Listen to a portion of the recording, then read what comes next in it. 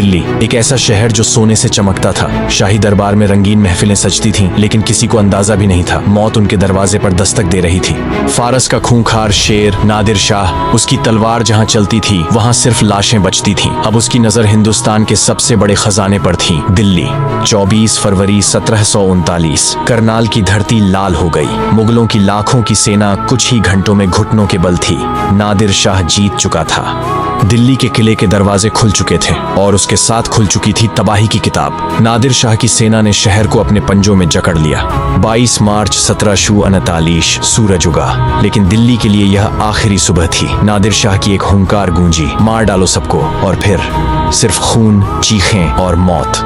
दिल्ली से उसकी रूह भी छीन ली गई। कोहिनूर, मयूर सिंहासन, मुगलों की शान अब नादिर शाह की जेब में थी। शहर कल तक चांदनी की तरह चमकता था, आज राख के ढेर में बदल चुका था। दिल्ली अब सिर्फ एक श्मशान थी।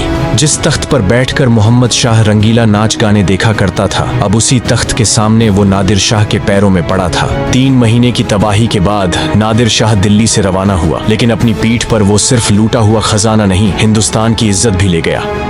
1739 की वो रात जब दिल्ली ने अपनी रूह खो दी थी और एक सवाल छोड़ गई थी, क्या ऐशो आराम में डूबे शासकों को इस तबाही का एहसास था? ये सिर्फ लूट नहीं थी, ये इतिहास का सबसे बड़ा सबक था। सत्ता की कमजोरी कितनी खतरनाक हो सकती है। दिल्ली ने वो कीमत चुका दी। क्या इतिहास खुद को दोहराएगा? कमेंट में बताइए।